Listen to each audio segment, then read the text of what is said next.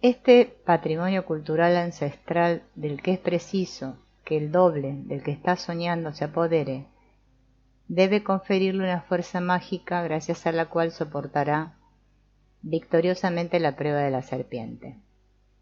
Además, para hacerse fuerte, el amigo debe infligirse una herida que no es otra cosa sino una mutilación mágica, un sacrificio ritual que se encuentra por todas partes en las formas más diversas. Pensemos en la mutilación de Odín, colgado de un árbol. Quizá conozcan ustedes el notable pasaje en el que dice: «Durante 9 noches, herido por una lanza, permanecí colgado de un árbol sacudido por los vientos, sacrificado a Odín, mi propia carne sacrificada a mí mismo». El rito mutilador no es de origen cristiano, es de inspiración puramente pagana. El pasaje de nuestro sueño exige también que se le comprenda en este sentido. Recurriendo el sueño a una interpretación tradicionalmente pagana, se concibe que sea el pagano que duerme en el corazón de nuestro sujeto quien deba encargarse de bajar hasta el dragón. Mas para ello precisa una ayuda de la que los antiguos tenían el secreto y que ha caído en el olvido. Si la poseyera, quizá tuviera el valor necesario para la prueba. La mutilación tiene un objeto mágico. Simboliza un sacrificio propiciatorio de sí mismo, que anticipa, en cierto modo, para desviarla una catástrofe que amenaza. Esta representación es aún extremadamente viva e intensa en los primitivos, como lo atestigua el siguiente relato. Un negro tuvo una noche una pesadilla en la que se veía perseguido, atrapado y quemado vivo por sus enemigos. Al despertarse reunió inmediatamente a todos sus parientes y les suplicó que le quemaran vivo a fin de escapar a sus enemigos. No quisieron hacerlo, pero la excitación del negro no cesó hasta que consintieron en atarle y encender bajo sus pies un fuego. Sus quemaduras fueron de tal importancia que durante 9 meses estuvo imposibilitado de andar y los pies le quedaron lisiados para el resto de su existencia. Nuestro negro, sin embargo, estaba satisfecho. La catástrofe que le amenazaba había sido anticipada y en su espíritu había sido conjurada gracias a una mutilación simbólica. En el sueño, el amigo, que es al mismo tiempo el doble y la sombra del que sueña, debe traspasarse simbólicamente la mano a fin de conjurar la amenaza del dragón. Obedece a esta orden y se traspasa la mano izquierda, pues el lado izquierdo es siempre el lado desfavorable. De aquí el doble significado de la palabra latina sinister. El lado izquierdo es el lado oscuro e inconsciente, mientras que el lado derecho es el lado consciente. Es a la mano derecha a la que la conciencia inerva principalmente, correspondiendo a la mano izquierda el acompañamiento. Sin embargo, a pesar de todos estos preparativos, el dolor y el temor son demasiado intensos y dominan al amigo moro. No supera la prueba y sube la escalera sin haber logrado apoderarse del puñal, llave de la ciudad. A partir de este momento, ésta se hace inaccesible para nuestro sujeto. Llegamos ya al final singular del sueño. El sujeto abandona al amigo como si fuera un adorno. Un adorno puede ser un cuadro colgado en la pared, un pequeño objeto artístico, una estatua de yeso, etc. El amigo es abandonado, pues a título de adorno, es decir, como algo fútil e insignificante, en una postura artificial privada de vida. El amigo ve cómo le retiran su razón de ser. Se convierte en una especie de estatua de sal, puramente decorativa y totalmente ajena al papel de héroe al que primitivamente estaba llamado. Tal es la conclusión del sueño. El que sueña no ha realizado la misión que le correspondía, ha faltado a su promesa de bajar él mismo hasta la serpiente. Con falacia ha delegado en un amigo el enfrentamiento de su problema vital, es abandonado a una parte inconsciente de su personalidad. Como si nuestro hombre le dijera en una parte a ésta: arréglatelas como puedas, yo ya no me ocupo de eso y me lavo las manos. Ya hemos comentado esta actitud a propósito del sueño anterior. Cuando nos acosa un problema difícil, empuñamos la varita mágica del intelecto que lo expulsa de nuestro pensamiento. El problema se encuentra entonces automáticamente abandonado al otro que hay en nosotros, a nuestro genio, a nuestra sombra, a alguna parcela inconsciente de nuestro ser, que debe asumirlo y que intenta, sí, resolverlo, pero Dios sabe cómo. ¿Han visto ustedes el film El estudiante de Praga? Describe de maravilla toda esta psicología. Se trata de un estudiante que tiene dificultades económicas. El diablo se le aparece y le ofrece una importante cantidad de dinero a condición de que todo lo que hay en su habitación le pertenezca. El estudiante acepta el trato, pues todo lo que posee, un espejo casi desazogado, una cama desvencijada, una vieja espada de duelista y algunas otras minucias. El diablo puede llevárselo cuando quiera. Pero el diablo le ruega que se mire un instante. Y mientras está mirando en el espejo, el diablo le hace una seña a su imagen, que desaparece y le sigue. El estudiante no se preocupa demasiado. Le resulta molesto en la peluquería no verse en el espejo, pero la pérdida de su imagen no le produce en principio otros inconvenientes. Sin embargo, el momento de pagar estaba cerca. El estudiante se prometió con una joven y tuvo una disputa con un pariente de ésta. Su futuro suegro, dado que el duelo era inevitable y el estudiante una buena espada, le rogó que no matara a su adversario. Naturalmente, el estudiante se comprometió por su honor a no hacerle más que un rasguño. Pero llegado el día del duelo, cuando se dirigía al lugar convenido, en las afueras de la ciudad, una rueda de su coche se rompió. Tuvo que continuar a pie bosque a través. Llegaba con retraso e iba irritado.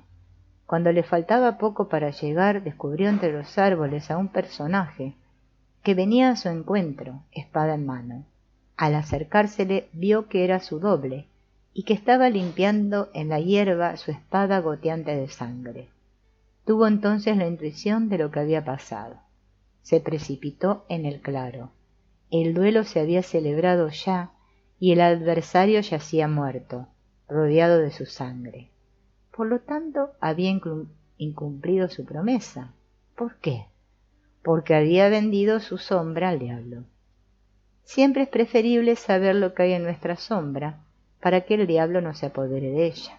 Poseemos ya amplios materiales que forman el contexto del sueño y que nos permiten concebir este como un mito del dragón en forma individual. El sujeto del sueño no era un sabio versado en mitología. Sin duda, como a todos en su infancia, le acunaron con cuentos y leyendas, pero ya adulto no se le habría ocurrido jamás forjar semejante mito, ni habría esperado nunca encontrarlo en su imaginación. No obstante, el sueño lo ha tenido realmente él, es decir, que su inconsciente ha expresado con ayuda de los materiales del propio sujeto y bajo una forma personal el cuadro completo de un mito del dragón con todas sus peripecias. Así, su situación consciente, entonces alterada, cristalizó en él las grandes líneas de este mito. ¿Qué debemos pensar de ello? Significa lo siguiente: tú te encuentras en una encrucijada, en la que el ser humano, si intenta vivir plenamente la órbita de su vida, se ha encontrado ya con frecuencia antes de ti. La situación que hoy es la tuya ha sido ya vivida en el transcurso de milenios, un número incalculable de veces. Esto es lo que demuestra el mito del dragón, que se encuentra en toda la humanidad, que está difundido por toda la tierra, sin distinción de latitudes o de climas, y que se dan todos los pueblos igual o en alguna variante que se corresponde con él. En todas partes encontramos a un héroe que realiza alguna empresa excepcional. La generalidad de esta imagen arquetípica permite afirmar con certeza que corresponde a una experiencia corrientemente vivida por el hombre, repetida hasta el infinito en el curso de las edades. Cada vez que el ser se enfrenta con una situación que no logra dominar, el inconsciente, en respuesta a la representación de una misión insoluble, de una exigencia impracticable, reacciona, haciéndola de este modo resurgir siempre, reproduciendo la imagen socorrida del mito del dragón. Estas imágenes arquetípicas tienen, ya lo hemos visto a propósito del sueño anterior, una importancia que no pertenece a ellas. Sirven para incluir en un cuadro general y supraindividual el caso específico personal que parece único e insoluble. Muestran al mismo tiempo que el sufrimiento de cada uno es también el sufrimiento de todos y que la situación particular, inextricable, constituye un problema humano absolutamente general. Hay en ello una ventaja, el dardo doloroso que clava toda situación excepcional, la impresión de aislamiento que provoca, se ven suprimidos y el individuo se religa con la humanidad entera. Por eso los antiguos sacerdotes médicos, ya hemos dicho antes, utilizaban estas imágenes arquetípicas como medios de curación. Hacían entrever a sus enfermos estas imágenes consoladoras que les descubrían en su aislamiento y en su abandono, que la humanidad entera desde siempre había participado en sus dolores. Estas evocaciones nos conmueven y hacen vibrar algo en nosotros que nos dice que realmente no estamos ya solos. La filosofía japonesa expresa un aspecto de esta idea al decir: cuando estás solo y crees que puedes hacer lo que quieres, no olvides al viejo sabio que habita en tu corazón. Este viejo sabio es la encarnación viviente en nosotros de las imágenes arquetípicas. Es el hombre tan viejo como el mundo que durante 2 millones de años ha vivido la vida humana con todos sus sufrimientos y todas sus alegrías, que ha almacenado en sí las imágenes fundamentales de la existencia y que, en nombre de su experiencia eterna, evoca una imagen que hace comulgar con el fondo humano a toda situación individual en apariencia única.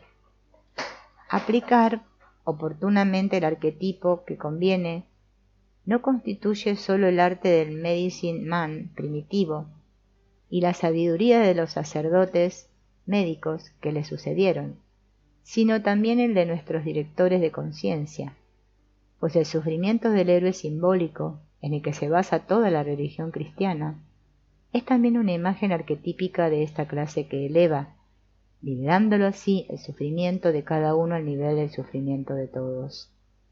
¿En qué consiste la acción apaciguadora de estas imágenes? Un gran sufrimiento, una conmoción moral, nos alejan de las bases de la existencia y de los instintos. El sujeto afectado siente entonces una particularización excesiva, un aislamiento, una desorientación. Estas imágenes saludables vienen a mostrar al alma doliente en qué estado se encuentra el ser, qué episodio de la existencia vive. Si es capaz de presentir lo que ellas evocan, obtendrá de ello un inmenso beneficio. La vida cotidiana lo atestigua. En ella utilizamos, sin disponer, no obstante, de los mismos recursos de amplificación, un procedimiento análogo. Cuando algún pariente nuestro sufre una desgracia que le pone fuera de sí, solemos decirle: no lo tomes demasiado por lo trágico, o es la vida, todos pasamos por eso, o lo que te queda por pasar, etc. De este modo, un gran pesar, sin que se necesite ni siquiera recurrir conscientemente a los arquetipos, es situado en un terreno general, lo que lo hace más soportable. Mal compartido, solo es medio mal, dice un proverbio alemán. Hay en ello un efecto saludable que emana de los arquetipos. El autor de nuestro sueño expresa de una honda confusión, de una particularización, de una desorientación tales que ya no sabe encontrar su camino.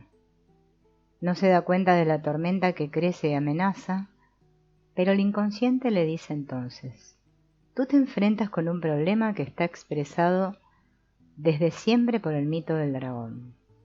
El sueño utiliza incluso un lenguaje más específico aún, que rejuvenece de forma histórica las viejas imágenes primitivas asociándoles la Catedral de Toledo. Casi se podría traducir su sueño en forma de diálogo o de apólogo.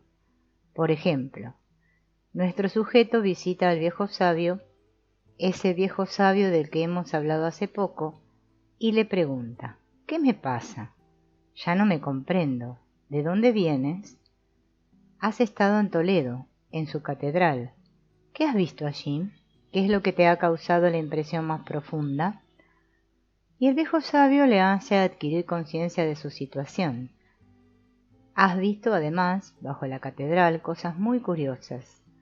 Una cisterna en la que había un dragón, una serpiente que guardaba una copa de oro, la cual contenía la llave de la ciudad. El joven no comprende apenas este lenguaje enigmático.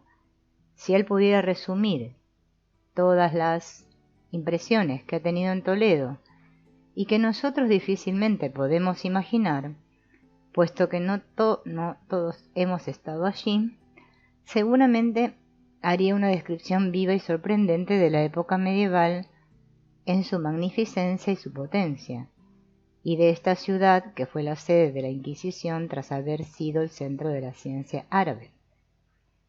Se da en ella la curiosa mezcla de dos culturas, de la cultura cristiana y de la cultura islámica y pagana.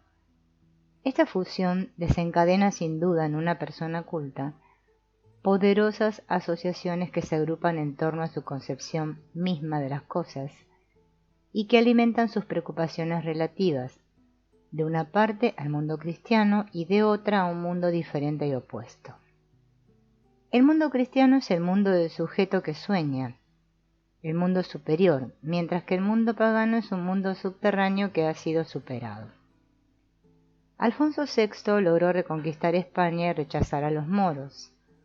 La serpiente fue relegada y encerrada en los bajos fondos, lo que constituye una imagen apocalíptica innata al ser cristiano, aunque falte toda educación religiosa.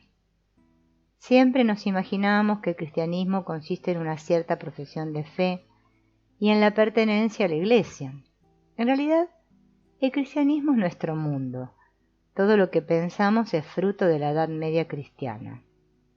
Nuestra ciencia misma, y en una palabra todo lo que se agita en nuestros cerebros, está formado necesariamente por esta era histórica que vive en nosotros, de la que estamos impregnados para siempre y que constituirá, hasta las épocas más lejanas, una capa de nuestra psique, del mismo modo que nuestro cuerpo conserva las huellas de su desarrollo filogenético.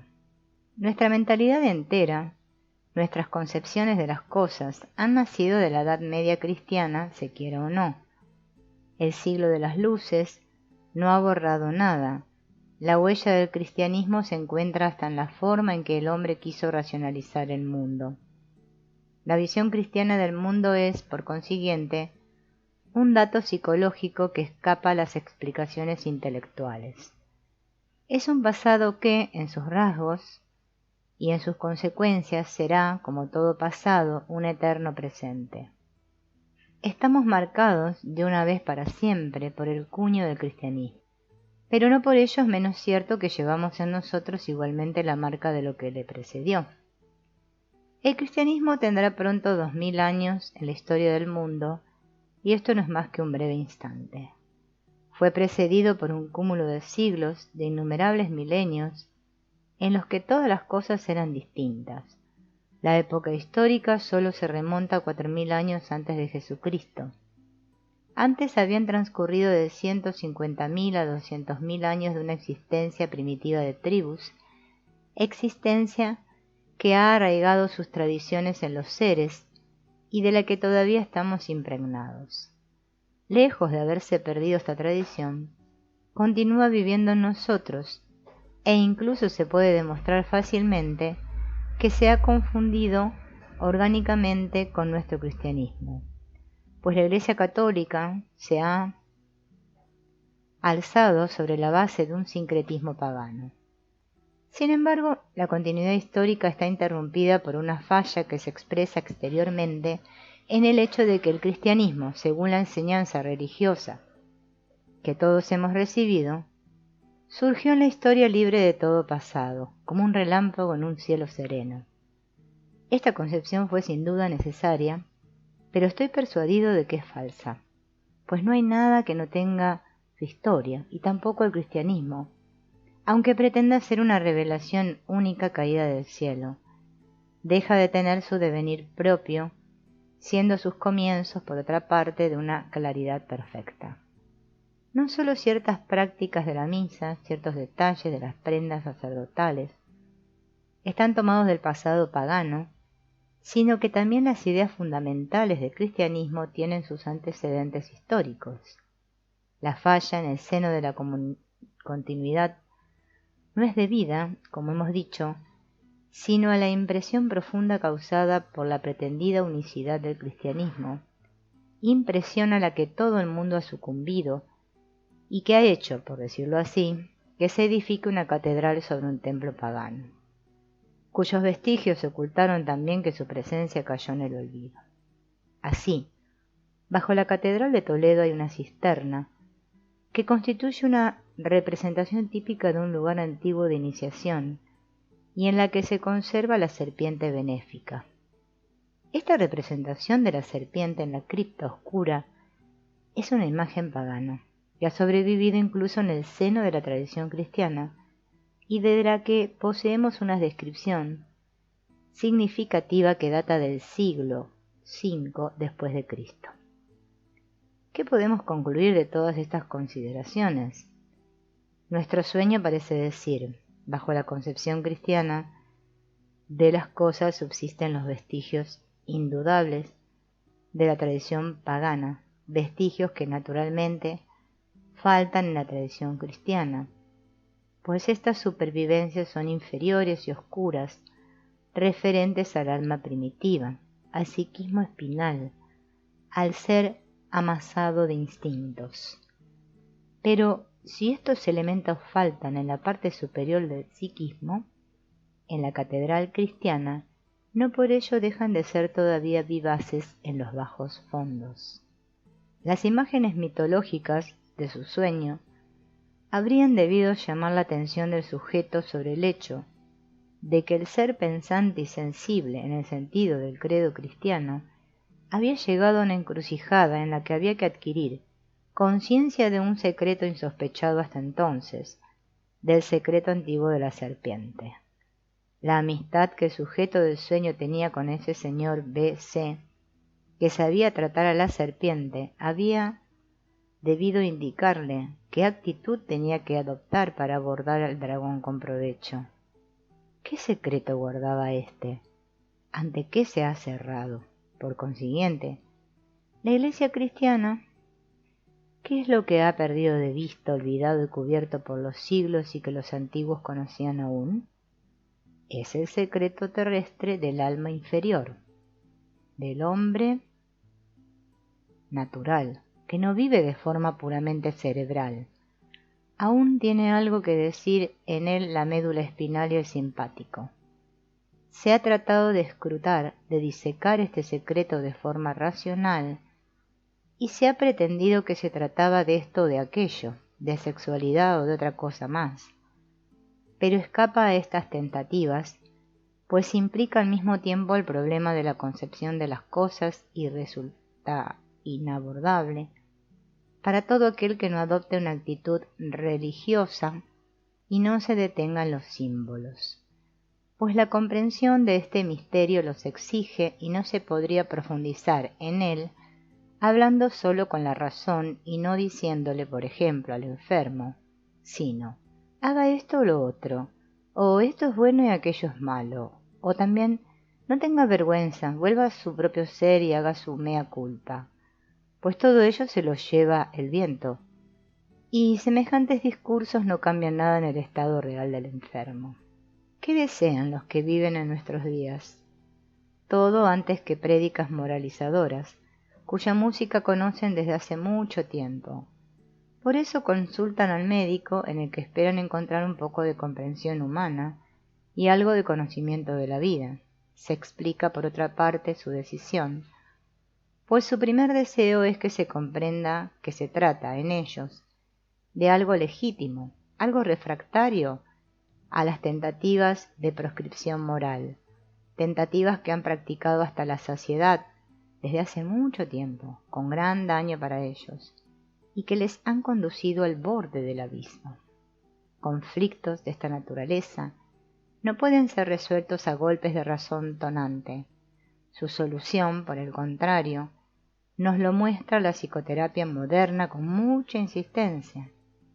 Se actualiza de la forma más misteriosa en un proceso de desarrollo psíquico apoyado en símbolos. Esta operación, por otra parte, supera nuestro entendimiento. Si hubiéramos nacido chinos, la comprenderíamos sin dificultad, pero nuestro pensamiento es diferente, tan estrictamente localizado en las capas superiores que no logramos imaginar lo que pueden ser un desarrollo simbólico, una metamorfosis insensible.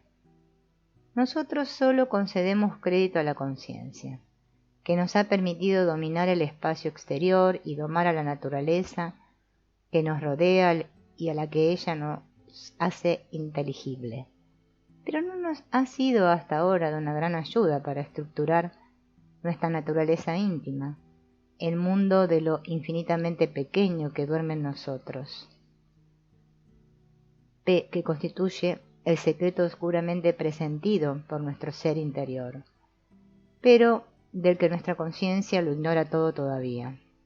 Por eso yo he profesado desde siempre que es preciso afrontar estos dominios desde el ángulo irracional e inquirir en primer lugar lo que el inconsciente puede decirnos de ellos.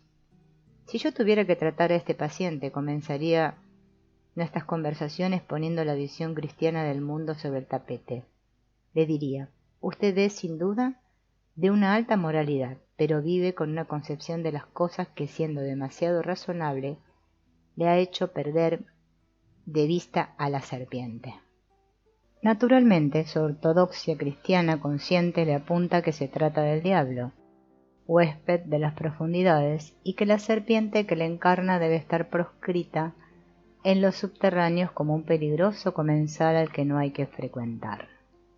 Pero, cuando se está en los pródromos de una psicosis, hay por fin motivos para preocuparse de esa serpiente a la que los viejos sabios atribuían virtudes salvadoras.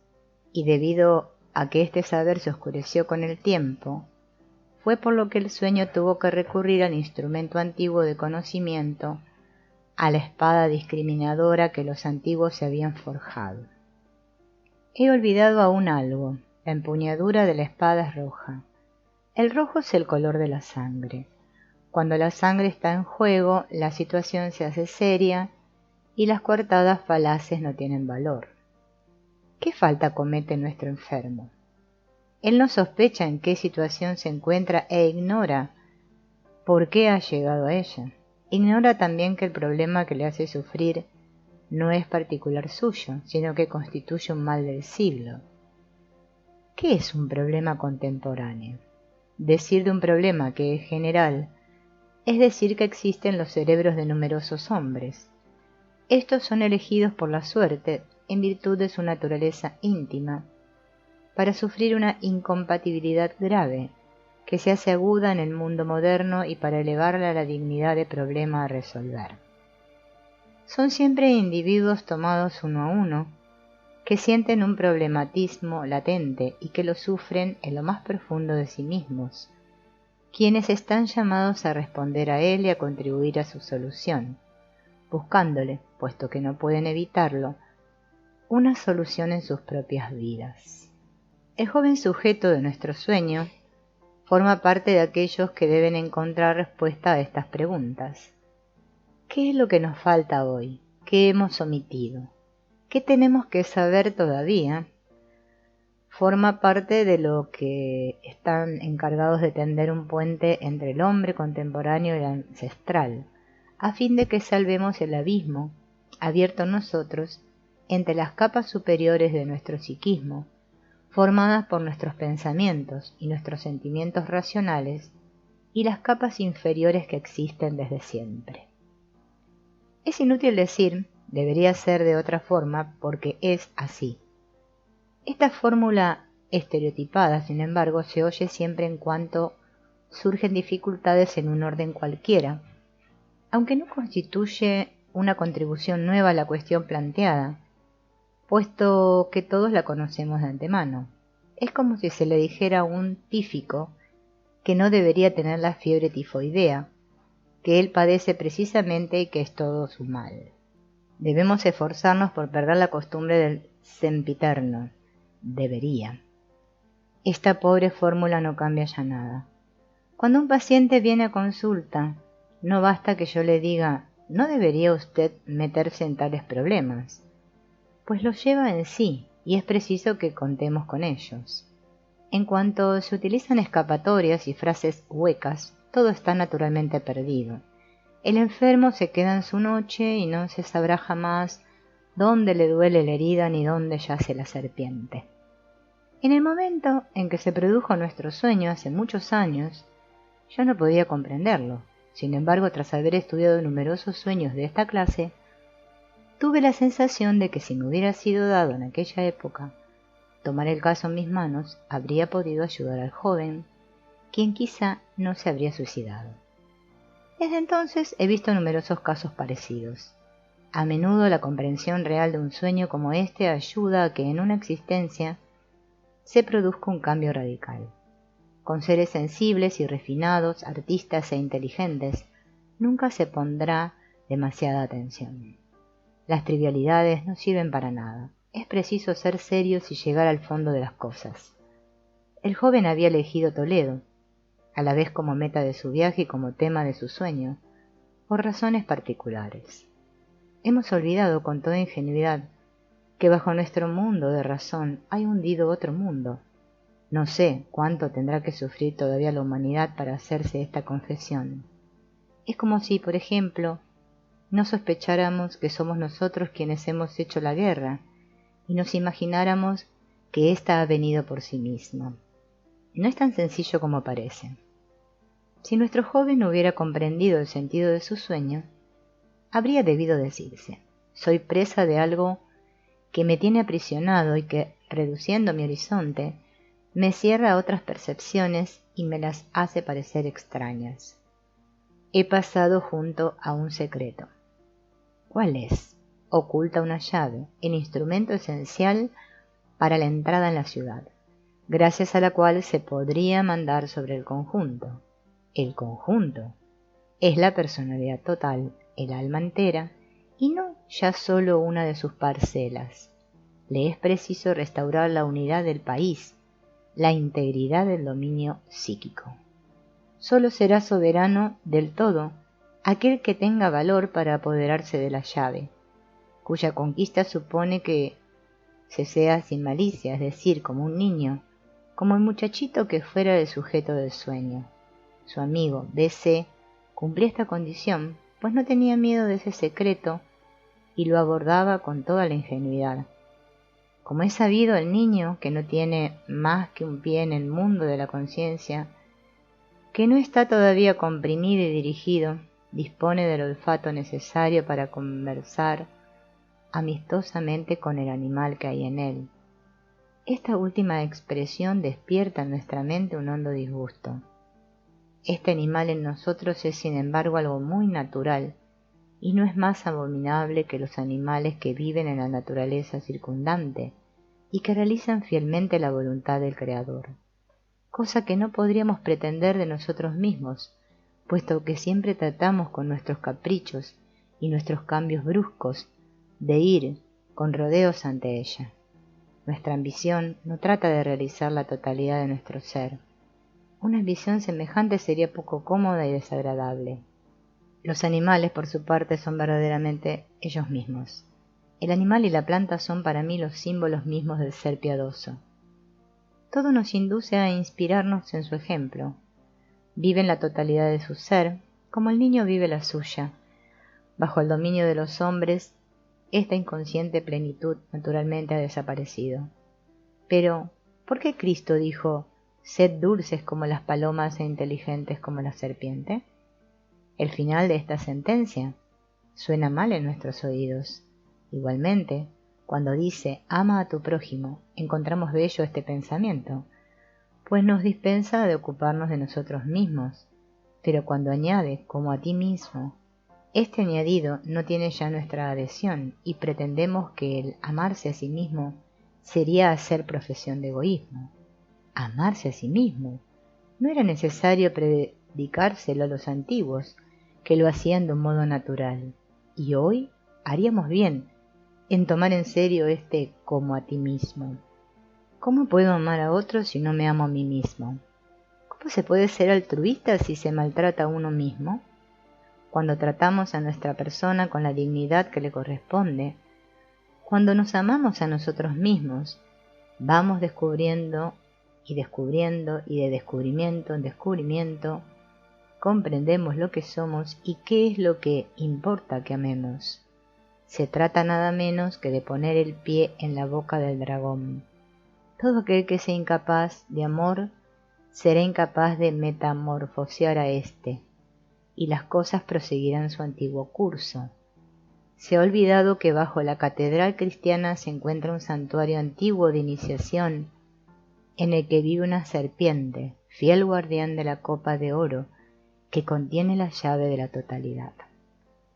Es preciso no confundir el sí mismo que debemos amar con nuestra pequeña persona, con nuestro yo, al que no amamos por sí mismo, sino a causa de la copa de oro, a causa de Toledo, a causa de la ciudad entera, del país entero y de quienes lo habitan. El ello que debemos amar, que se manifiesta en nosotros a través de nuestra existencia individual, es diferente del yo. El sí mismo es nuestra totalidad psíquica, integrada por la conciencia y el océano infinito del alma sobre el que ésta flota. Mi alma y mi conciencia, he aquí lo que es mi sí mismo, en el que yo estoy incluido como una isla sobre las olas, como una estrella en el cielo. Así pues, el sí mismo es infinitamente más vasto que el yo.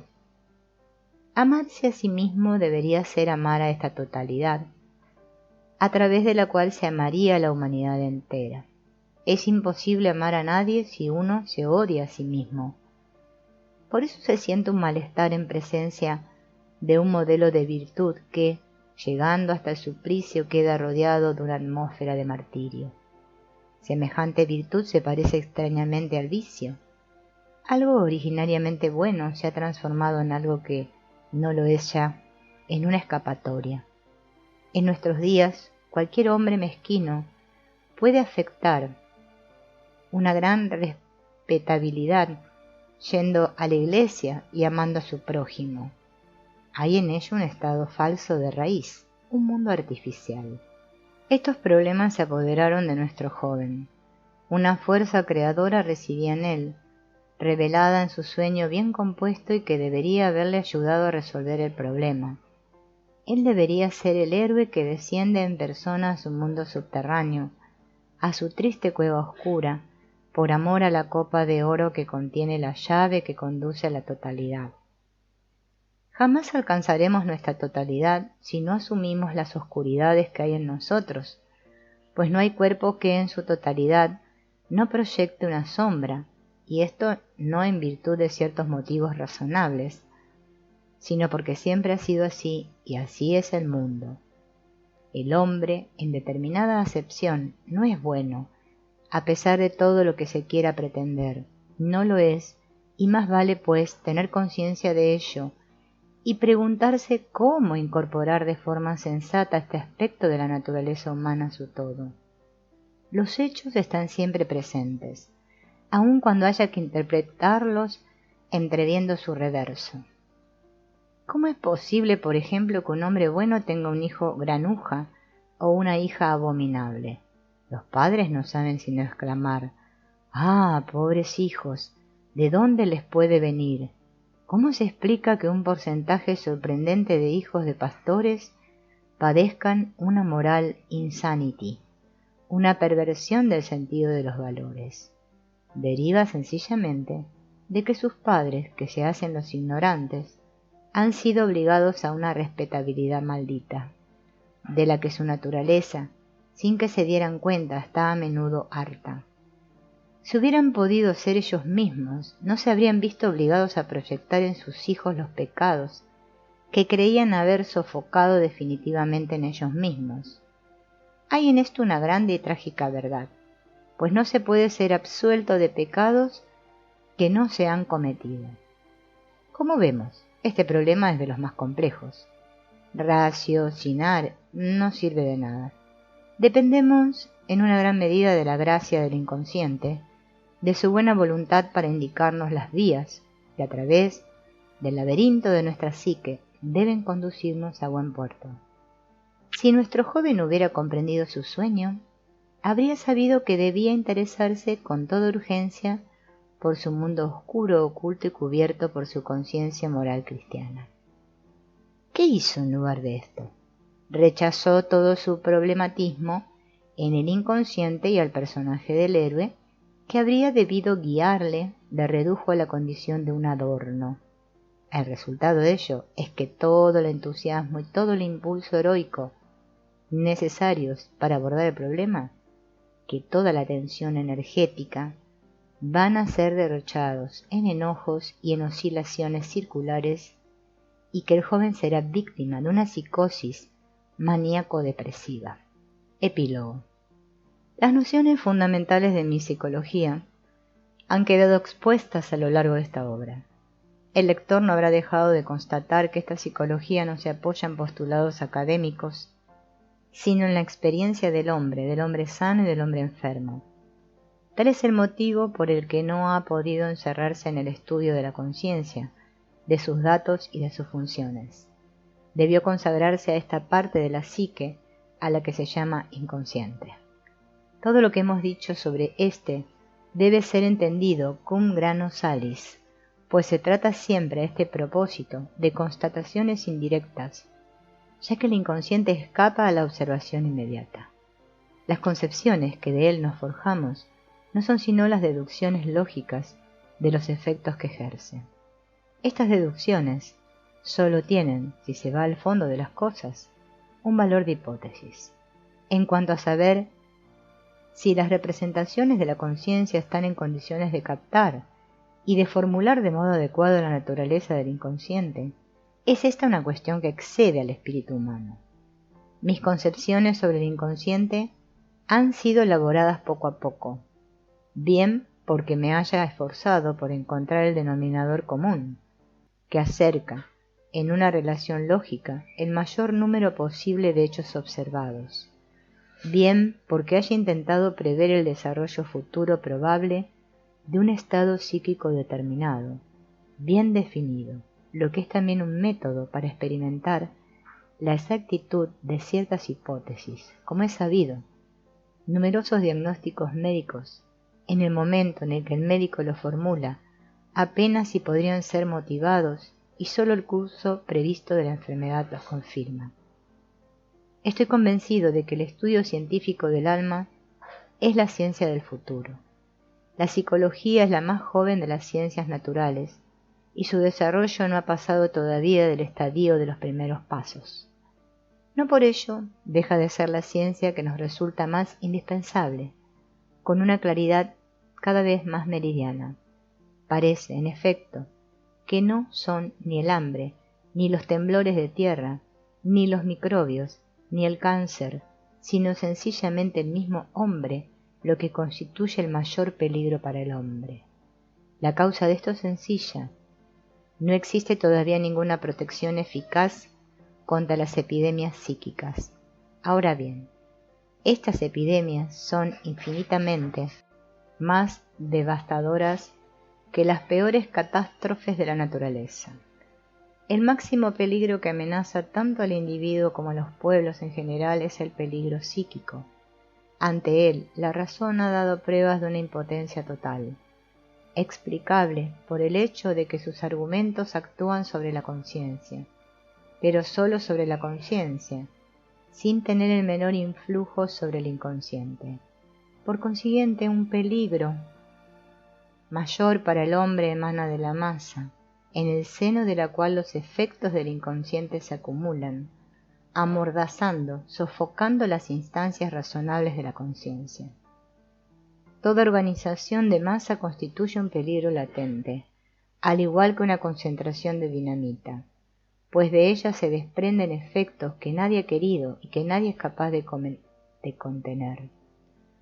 Por eso es preciso desear ardientemente que la psicología, sus conocimientos y sus conquistas se difundan a una escala tal que los hombres acaben por comprender de dónde proceden los máximos peligros que pesan sobre sus cabezas. No es armándose hasta los dientes, cada una por su lado, como las naciones podrán, a la larga, preservarse de las horribles catástrofes que son las guerras modernas. Las armas almacenadas reclaman la guerra. ¿No sería preferible, por el contrario, en el futuro, desconfiar y evitar las condiciones ya descubiertas en las que el inconsciente rompe los diques del consciente y destituye a éste, haciendo correr al mundo el riesgo de incalculables estragos? Espero que este libro contribuya a aclarar este problema fundamental para la humanidad.